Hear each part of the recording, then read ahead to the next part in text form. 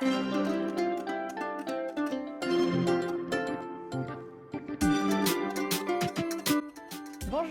je suis ravie de vous retrouver. Bienvenue sur la chaîne de thérapie. Donc moi c'est Amélie, si on ne se connaît pas. J'anime cette chaîne à peu près depuis le mois de septembre où j'ai posté mon premier épisode de podcast. Et sur Wool Therapy évidemment, comme son nom l'indique. On parle tricot, donc je vous partage tout ce que j'ai en cours sur mes aiguilles, mes projets terminés. Et donc aujourd'hui, après un long moment, non pas un moment sans vidéo puisqu'on a fait, enfin je vous ai proposé le vlogmas en décembre et puis j'ai posté il y a pas longtemps, début janvier, tous mes tricots, mon récapitulatif des tricots 2024, mais je viens vous voir aujourd'hui avec un épisode de podcast. Et je crois que j'ai pas posté de podcast depuis au moins le mois de novembre, donc ça fait un petit moment. Alors n'allez pas penser que je viens vous voir avec des milliards d'objets terminés car c'est pas le cas. Voilà. Je sais pas ce qui s'est passé, je pense que j'ai eu un peu la folie du Caston et je n'ai pas avancé sur tant de projets que ça. Donc aujourd'hui j'ai 2 projets terminés que je vais vous présenter et j'ai 2 en cours actifs. Et je ne vous parle pas du reste. Je vous mentionnerai en fait mes projets qui sont un petit peu là mis en attente. Même je les délaisse pas, mais ils sont mis en attente.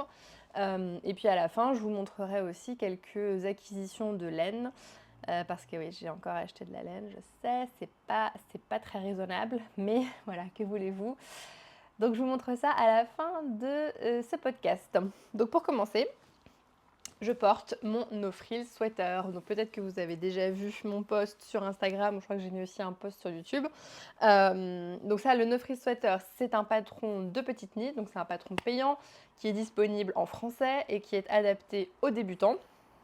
Donc je dirais pas que c'est le patron de petite knit le plus adapté aux débutants parce qu'elle a aussi toute sa collection des novices, sweaters, cardigans, etc. là qui sont vraiment des constructions très simples dans lesquelles il n'y a pas de technique très, je vais pas dire très élaborée, mais en tout cas voilà, il n'y a pas de rang raccourci par exemple dans le novice sweater que j'ai aussi tricoté, alors qu'ici il y en a. Donc le No Frills de petite knit, je l'ai tricoté en knitting for olive, donc j'ai utilisé le mérino dans la couleur nut brown. Et en mohair, j'ai pris un brin de Tilia de Filcolana dans la couleur 203. Alors je trouve que le mohair de Tilia, c'est marrant, le mohair de Filcolana, la Tilia, elle est hyper fluffy. Quand je l'ai lavé, en fait je bloque mes pulls, donc souvent, soit je les fais tremper dans une petite bassine d'eau, soit je les mets à la machine, programme laine, sans chauffer, enfin vous voyez, je fais vraiment très gaffe et ça se passe hyper bien. Et avec un petit essorage, mais vraiment rien d'horrible. Et j'ai jamais eu de problème avec. Mais celui-là, le mohair, il est ressorti hyper fluffy. Donc ça s'est un petit peu apaisé, on va dire là, parce que j'ai l'impression d'avoir eu, en sortant de sa machine, un pull, vous savez, en Angora des années 80. Le truc, j'ai même passé ma machine à bouloche en me disant c'est pas possible qu'il soit si fluffy. Je vais en enlever évidemment. Ça n'a pas marché. Mais donc voilà, sachez que je sais pas, là en tout cas, il est hyper fluffy. Vous voyez tous les petits brins.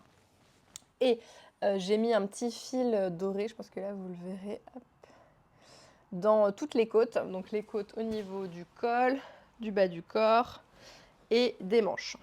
Donc pour vous parler de la construction du No Frills, donc c'est un pull qui est tricoté en top down, donc c'est-à-dire du haut vers le bas. Donc on commence par tricoter le col en côte.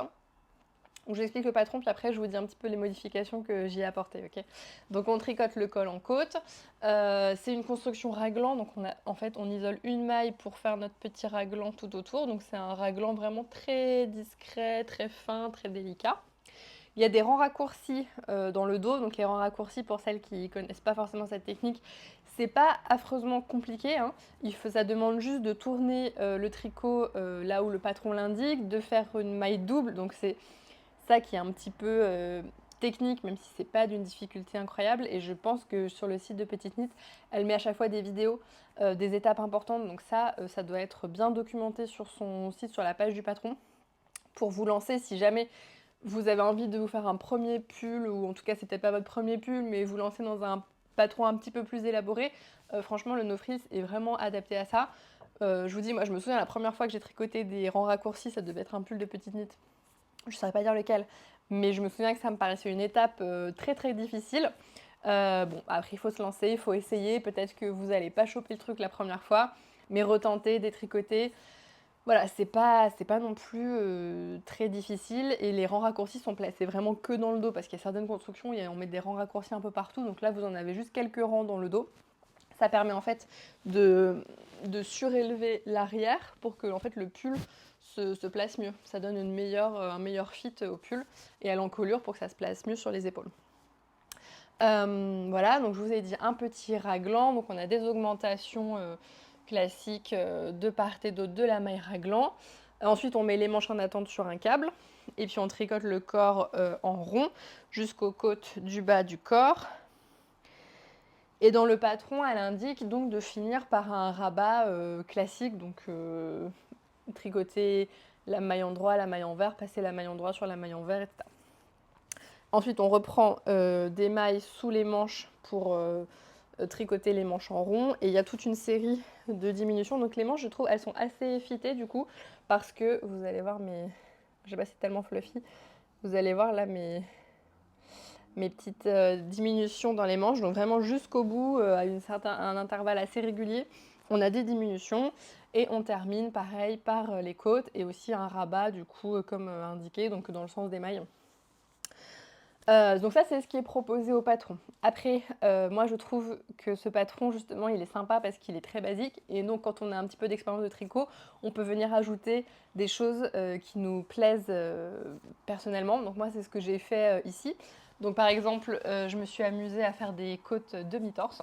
Donc j'ai fait mes mailles en droit torse et mes mailles en vert classiques. Donc ça donne des côtes demi-torse. J'aime beaucoup, je l'ai déjà mentionné plusieurs fois, mais j'aime beaucoup les côtes demi-torse parce que je trouve que ça donne un peu plus de définition aux mailles. Surtout dans les tricots où la laine est peut-être un peu plus dure à lire, j'aime bien cette définition, mais là aussi avec le mérino, ça, je trouve que ça fait un rendu très... je vais pas dire professionnel, mais vous voyez, ça fait quelque chose de très clean, de bien posé, enfin voilà, j'aime beaucoup. Et la seule autre modification en fait que j'ai faite, c'est pour le rabat du bas du corps et des manches. Je n'ai pas fait le rabat classique maille sur maille, j'ai fait un rabat à l'italienne. Donc c'est un rabat à l'aiguille, avec une petite aiguille pas de couturière, mais une aiguille à tricot, là je sais pas comment ça s'appelle. Attendez, c'est pour les personnes qui ne connaîtraient pas. On sait jamais, je vous montre ça. Hop, ma petite pochette d'accessoires. D'ailleurs, attendez, je termine sur ce point et après on m'a posé la question plusieurs fois dans les commentaires de parler de mes accessoires de tricot, enfin avec quoi je tricote. Bref, donc avec une aiguille comme ça, on vient faire le rabat à l'italienne, donc ça donne quelque chose de plus souple et l'idée c'est que c'est un rabat assez esthétique parce qu'en fait là, ça suit le mouvement des côtes. Donc il n'y a pas de cassure là, ça fait comme si le tricot il s'enroule sur lui-même et on part sur l'intérieur et on l'écoute. Voilà, donc je vous recommande le No Frills parce que justement ça peut être un patron très basique pour se familiariser avec des techniques, avec les rangs raccourcis, avec le tricot en circulaire, avec le raglan, avec le rabat classique. Mais si vous avez un peu plus d'expérience de tricot, ça peut être aussi un peu fun de rajouter des petits éléments comme ça où vous savez que vous, avec l'expérience de tricot que vous avez, des choses qui vous plaisent et donc de pouvoir les incorporer dans ce pull. Juste un détail, j'ai tricoté la taille M et je trouve qu'il est un petit peu plus près du corps que ce que j'aurais voulu. Moi j'aime bien, vous savez, les tricots un peu larges. Justement chez Petite Knit, en général je surtaille donc je tricote souvent la taille M pour avoir un rendu un peu plus large. Là je trouve que, bon j'ai pas fait d'échantillon non plus, hein, donc encore une fois ça c'est complètement ma faute, mais je trouve que là ça me donne un rendu un petit peu plus près du corps. Juste me lever pour vous montrer. C'est pas dramatique, mais voilà, j'ai moins d'aisance positive que ce que je pensais. Et elle nous fait faire un rang de diminution juste avant de passer aux côtes du corps que j'ai fait.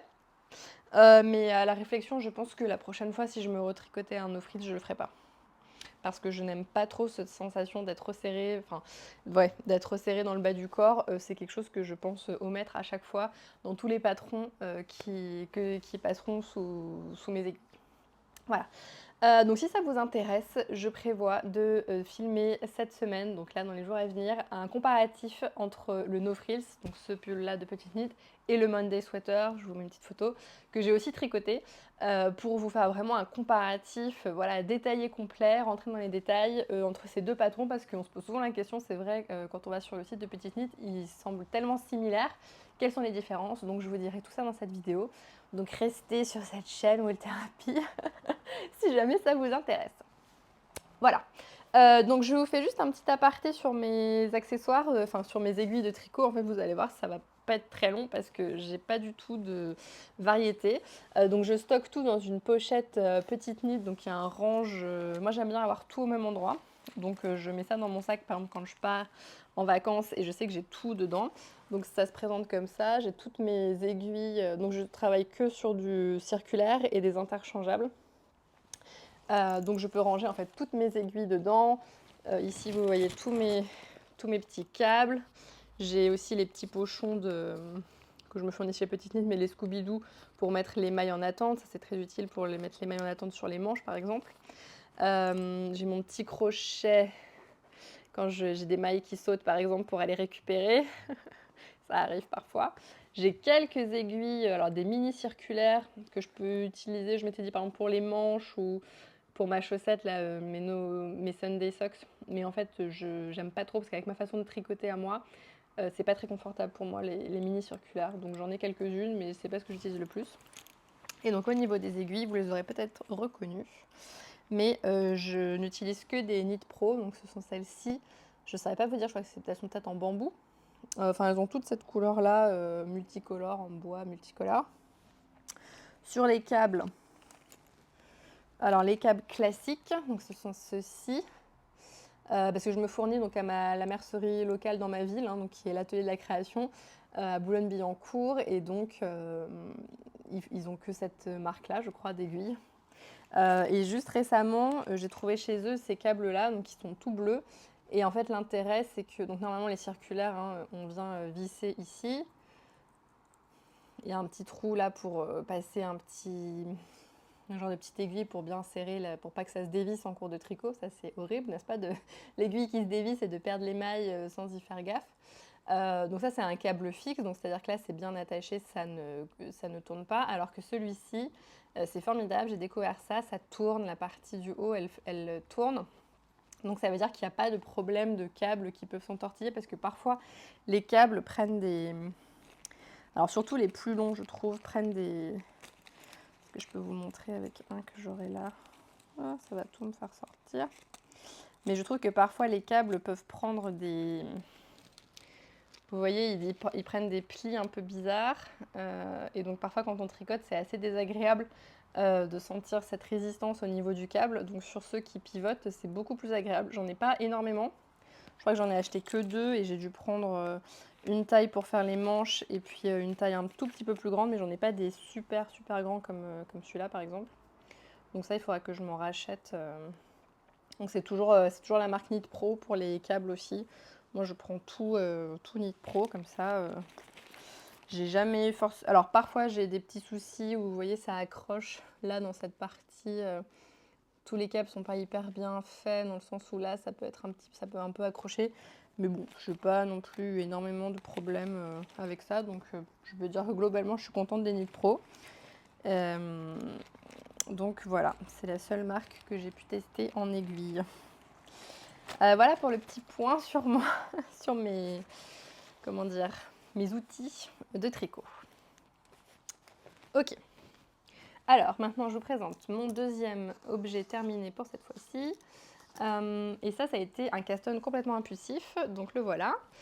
C'est le Ilma Sweater de Colibri by Johanna. Et c'est un patron qu'elle a sorti fin décembre, peut-être juste avant Noël. Donc tout en mohair. Et donc vous l'avez remarqué avec ces rayures très colorées. Donc il y a 5 couleurs, je crois. 1, 2, 3, 4. Ouais, 5 couleurs différentes de rayures. Donc celui-là, je l'ai castonne dès que je l'ai vu. En fait, je sais pas pourquoi, ça m'a tout de suite parlé. Je me suis dit, tiens, voilà un projet fun, coloré. Donc ça sort un peu de ma zone de confiance, de confort. Toutes ces couleurs mélangées. Individuellement, je les aime beaucoup, hein. D'ailleurs, je vais vous rentrer un peu dans le détail de ces couleurs. Mais c'est vrai que tout ensemble, ça fait un pull quand même très coloré. Donc c'est voilà, c'est un peu inhabituel pour moi, mais ça m'a vraiment, voilà, le patron m'avait vraiment parlé quand je l'ai vu. Et là, le gros avantage, c'est qu'il me fait utiliser que des restes, enfin que des pelotes que j'avais dans mon stock, donc je n'ai acheté aucune laine pour réaliser ce pull. Et ça m'a permis d'écouler en fait un peu par exemple les restes de mohair que j'ai parfois quand je termine un pull, typiquement celui-là il me reste du mohair. Voilà, là ça m'a permis d'en passer une partie, même s'il m'en reste encore. Mais voilà, donc c'est très économique on va dire de pouvoir utiliser la laine de son stock. Je l'ai commencé le 20 décembre 2025 et je l'ai terminé le 1er février.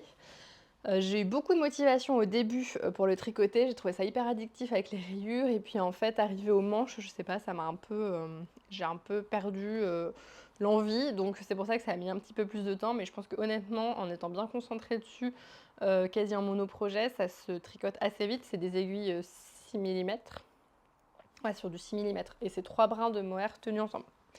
Donc, je vous explique la construction. On commence par tricoter le dos. Donc c'est un pull en fait qui est en top-down, mais qui n'est pas tricoté en circulaire, en tout cas pas pour le corps, parce que vous voyez, comme il y a ce décalage de rayures sur l'avant du pull, en fait, on doit faire une couture. Donc je vous explique. On tricote le dos donc à plat, donc avec les 3 rayures roses et puis les 3 rayures orange. On vient faire ensuite le bord côte du bas du corps, un petit rabat à l'italienne parce que moi c'est mon rabat favori, celui que je connais par cœur, j'ai plus besoin de regarder de vidéo pour savoir comment le commencer. Enfin, si vous avez déjà fait le rabat à l'italienne, vous savez qu'il y a deux mailles un peu, enfin 2 gestes de préparation, donc maintenant je le connais par cœur donc je peux le faire comme ça. Ensuite, on vient relever chaque épaule, donc sur le haut du pull, là. On vient relever des mailles pour tricoter chaque devant séparément, du coup. Et ensuite, les devants, on vient les connecter en fait au niveau des côtes du bas. Et les côtes sont faites pour les deux. Donc ça vient connecter les deux devants. Ensuite, la designeuse, elle recommande de bloquer le pull à ce stade-là. Donc c'est ce que j'ai fait.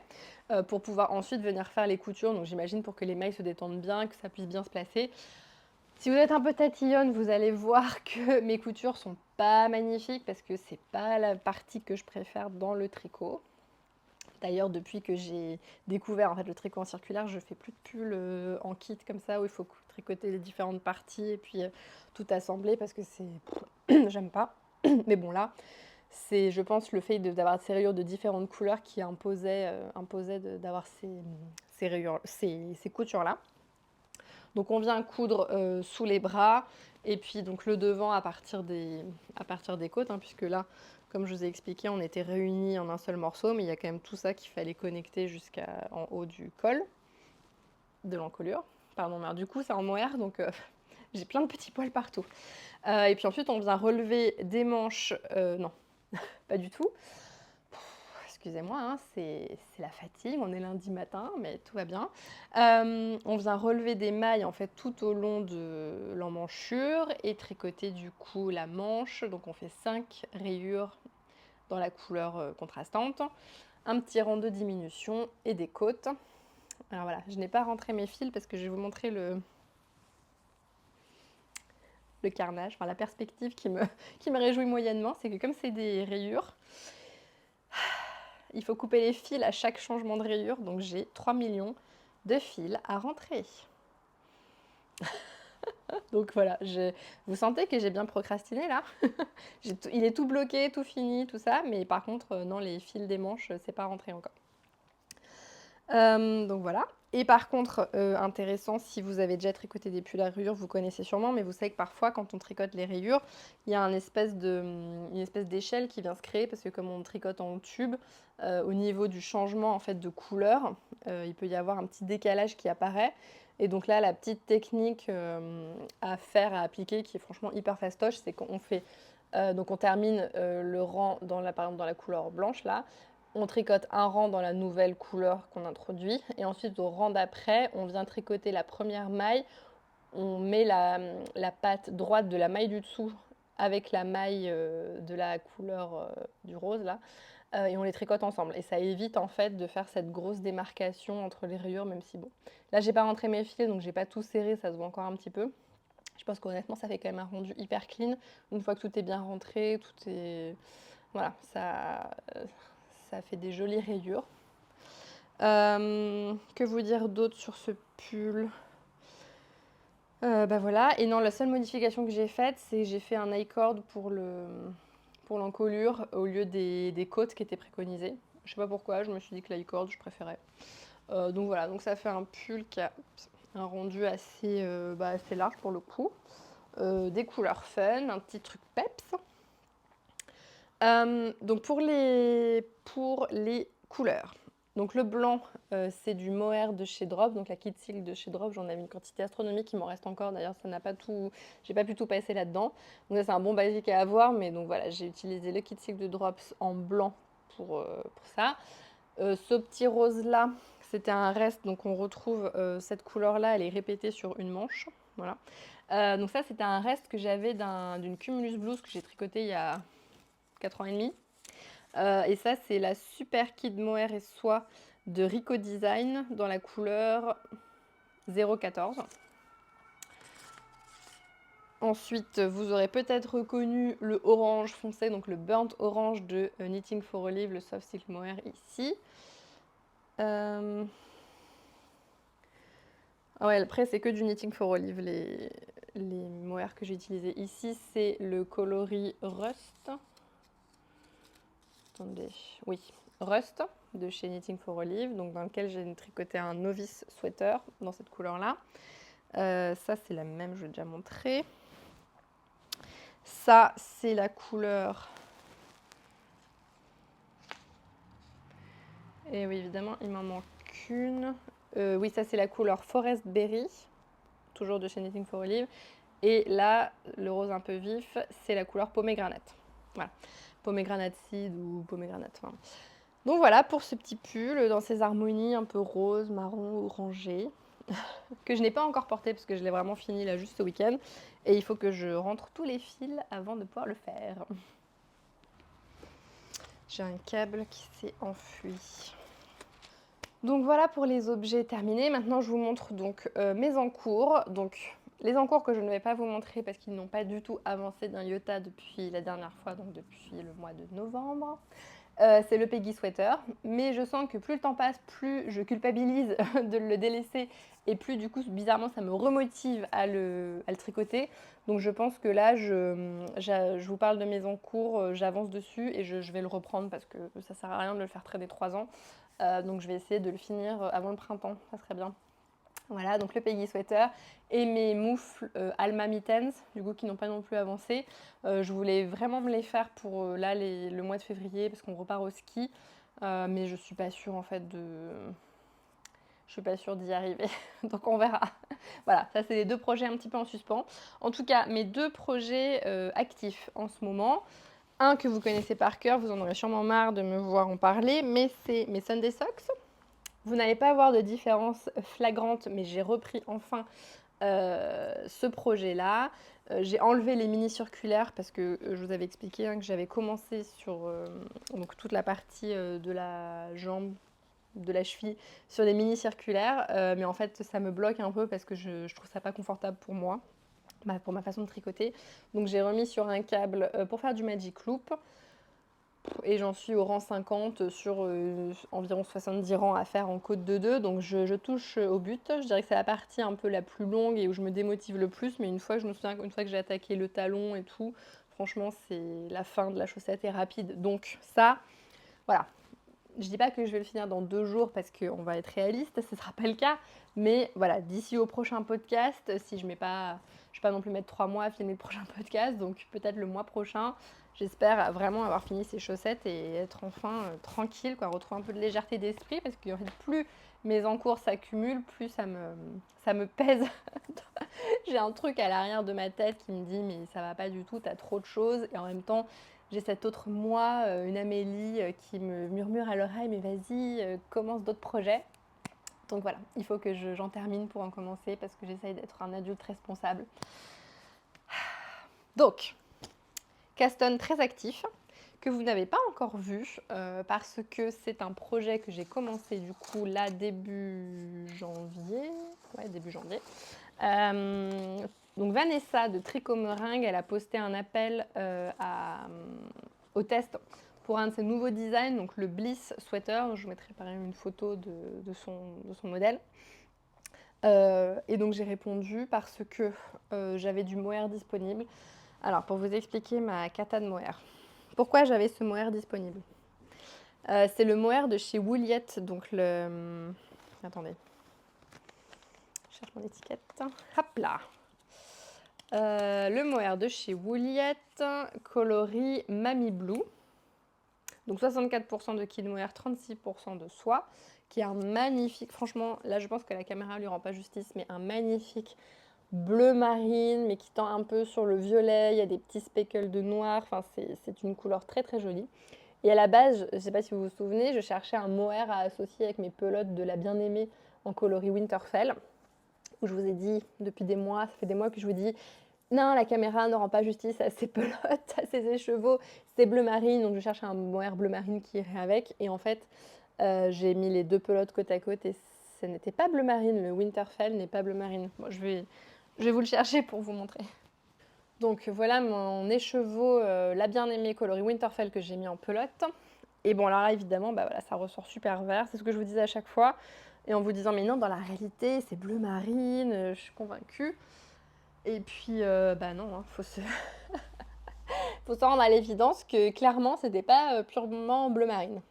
Donc j'ai mis les deux trucs côte à côte et je me suis dit non, c'est pas possible, je peux pas tricoter les deux ensemble, ça va être super moche.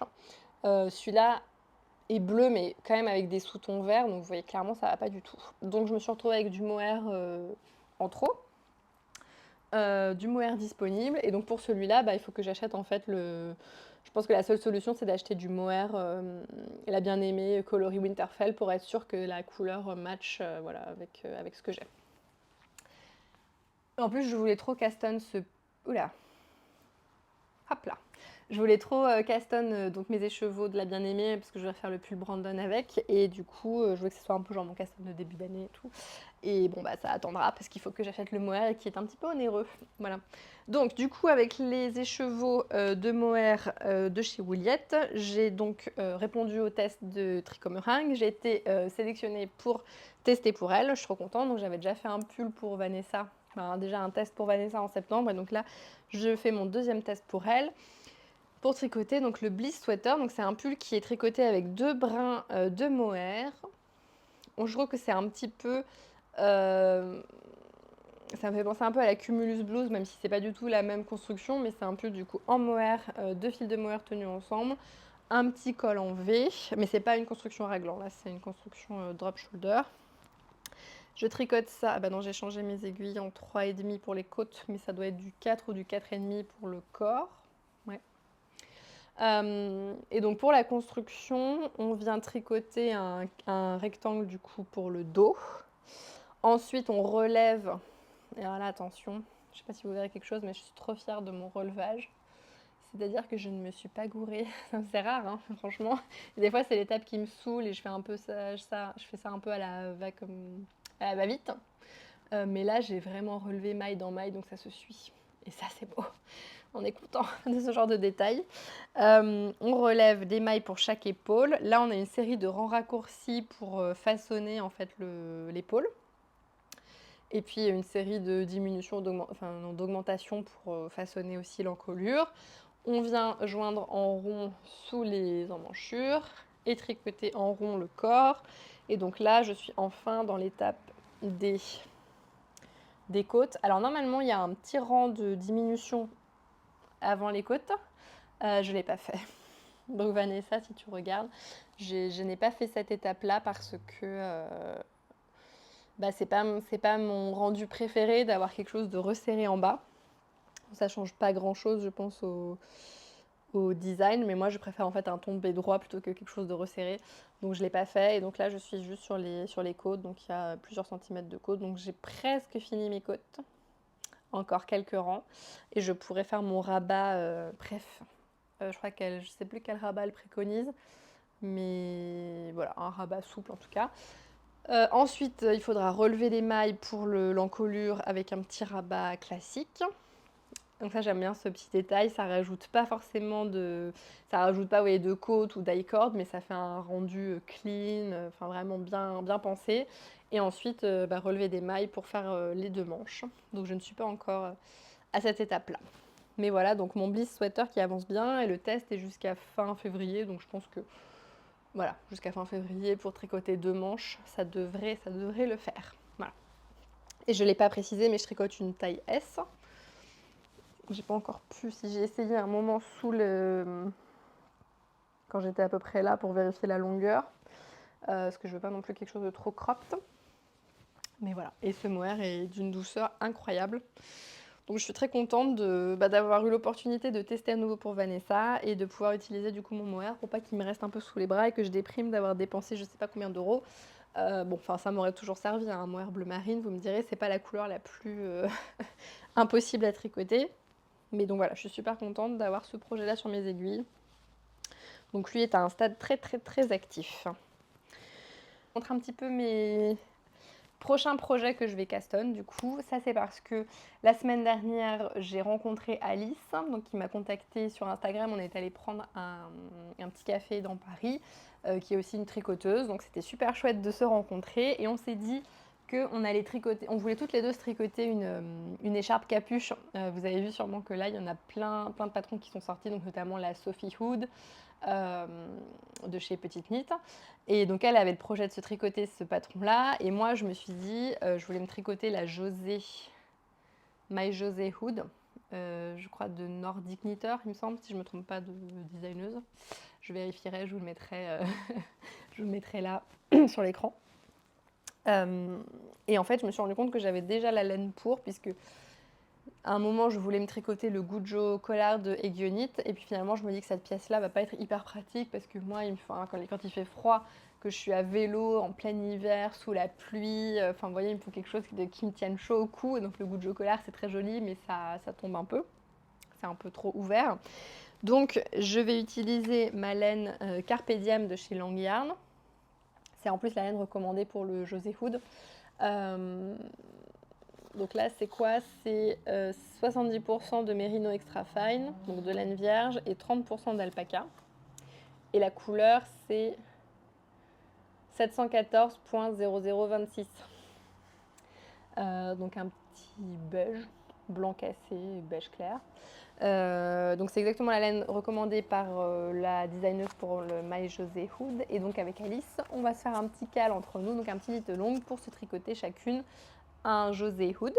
Donc ça c'est mon prochain caston là de ce début de semaine. Ça va arriver très vite parce que comme j'ai fini j'attendais à avoir fini mon Ilma Sweater pour... Alors la caméra ne veut pas focus, hein. C'est terrible, vous savez plusieurs fois que ça a fait flou. J'espère que c'est pas trop gênant pour vous. Enfin voilà, en tout cas, comme j'ai fini mon Ilma Sweater, l'idée c'est que je pouvais caston autre chose. Mais après, je continue sur mes projets avant de pouvoir castonner tous les autres pulls, tous les autres projets que j'ai envie de faire. Et donc, comme on en est à la partie maintenant des acquisitions, je vais vous montrer juste deux projets que j'ai très très envie de me tricoter, donc pour lesquels j'ai acheté la laine. Mais vous l'aurez compris, ce sera pas forcément tout de suite, parce que je voudrais d'abord terminer mon Peggy Sweater, en tout cas bien l'avancé. Donc ce projet-là, c'est pour me tricoter le Abby Sweater de Sandnes Garn. Donc je vous mets une photo, mais c'est donc un pull tout en rayures, assez oversize, avec une grosse portion de côte en bas du corps, des fentes, et puis le petit rappel de couleur claire sur le bas du corps et puis le bas des manches. Donc ça, c'est un patron de Sandnes Garn. Moi, j'ai acheté sur le site Machine Fine. Désolée pour mon allemand absolument immonde, mais ça vous faisait acheter en fait la laine recommandée et plus le livre, le petit magazine Sandnes Garn dans lequel il y a le patron. Donc le patron est en anglais. Et la laine recommandée, évidemment, c'est donc la Sunday de Sandnes Garn et le Team Silk Mohair.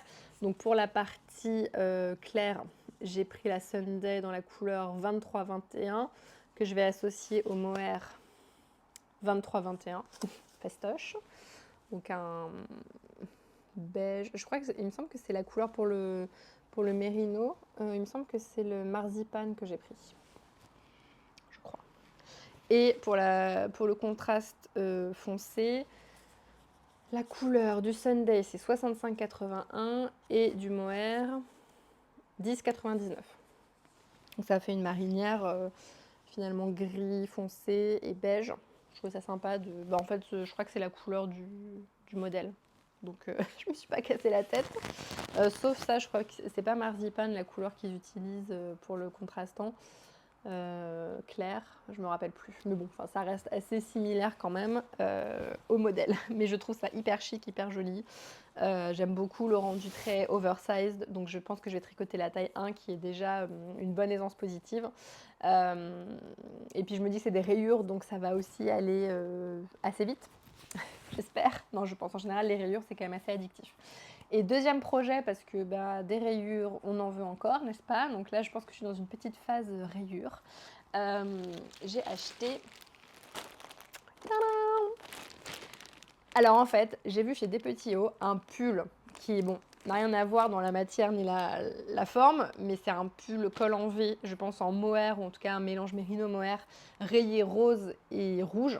Et je me suis dit, mais c'est magnifique, j'ai trop envie d'en avoir un comme ça, mais comme je préfère tricoter mes pulls, et je vais m'acheter de la laine pour me tricoter un pull rayé rose et rouge. Et je voulais pas des trop grosses rayures, enfin, bon, j'ai pas en fait cherché non plus hyper loin. Je tenais pas forcément à la forme en col V, mais donc je suis tombée, enfin, je connaissais le Olga jacket de Petite Knit, donc il y a un patron assez récent chez elle. Et donc je me suis dit, allez, ça me va très bien. Donc c'est parti pour tricoter un Olga jacket, ou Olga cardigan, je sais plus comment elle l'appelle, mais dans ces deux coloris. Donc c'est de la Peer Gynt. Alors vous vous souvenez, maintenant j'adore la Peer Gynt, franchement. Ces coloris, justement colorés, ne sentent pas le mouton, contrairement au gris qui devait peut-être être un peu plus rustique ou moins... Il y a peut-être moins de manip, de lavage, de coloration, j'en sais rien, je ne suis pas du tout une spécialiste, mais en tout cas, là, ça sent pas du tout le mouton, c'est une laine vraiment toute, moi je trouve douce. Donc j'adore, je suis tombée amoureuse de la Peer Gynt après avoir tricoté mon Eva Cardigan. Donc là, c'est la couleur pour le rouge 42-28, il me semble que c'est Nordic Red, quelque chose comme ça. Et le rose, je me rappelle plus de son petit nom, mais c'est la couleur 40-23. Je trouve que les deux ensemble, ça va me faire mon petit pull Despetits mais fait maison, et ça va être trop beau. Ça pour le printemps, je pense que ça va être sympa. Voilà, donc j'ai un peu mes petites carottes là, donc ces pulls là que j'ai envie de castonne, en tout cas pour lesquels j'ai la laine. Et donc il faut que ça me motive à finir tous mes petits projets. Et normalement, bon, ne prenez pas ma parole pour graver dans le marbre, hein, mais normalement, avec toute la laine que j'ai déjà dans mon stock et tous les projets dont je vous ai déjà parlé, je crois que c'était la dernière semaine de Vlogmas, là je n'achète plus de laine pour un bon petit moment. On verra combien de temps je tiens. Ouvrez les paris si vous voulez. mais donc normalement là, ça va m'occuper pour un bon petit moment, tous ces projets-là, toute cette laine que je dois me tricoter. Donc je suis assez excitée. En tout cas, voilà, là j'avance bien sur mon test. Je lance José peut-être demain ou mercredi. Enfin, il faut que qu'on se cale avec Alice. Mais voilà, ça me réjouit. Je suis très contente d'avoir ma petite écharpe là, capuche pour le ski justement parce qu'il va faire encore froid. Donc on s'est dit tant qu'il fait encore frais, on tricote ce genre de pièces parce qu'après on va passer dans les tricots de printemps, ça sera plus trop d'actualité. Mais voilà, donc je suis super contente de pouvoir enfin commencer ce projet et utiliser de la laine qui était du coup de fait dans mon stock. Donc win-win on va dire dans tous les côtés. En tout cas, écoutez, j'espère que cet épisode vous a plu. Moi ça m'a fait plaisir de venir vous voir, hein. Il ne s'est pas non plus passé des millions de choses en janvier, mais comme j'ai fait ma vidéo sur mes tricots 2024, puis qu'en fait j'avais cette impression de pas tellement avancer, je voulais pas venir vous voir pour vous montrer des trucs pas intéressants. J'essaye de vous produire des choses de qualité ou voilà avec des infos pour vous, donc ça m'oblige parfois à espacer peut-être les épisodes pour justement que ça reste intéressant et que ce soit pas trop redondant pour vous. Donc écoutez, j'espère que cet épisode vous a plu. Moi, je vais aller monter tout ça. Et puis, je vous retrouve en tout cas pour la prochaine vidéo. Donc, ça sera le comparatif entre le No Frills et le Monday Sweater de Petite Knit. Donc, si ça vous intéresse, restez aux alentours. Ça sortira, je pense peut-être, je ne sais pas si ce sera cette semaine, mais voilà, en tout cas bientôt, quoi.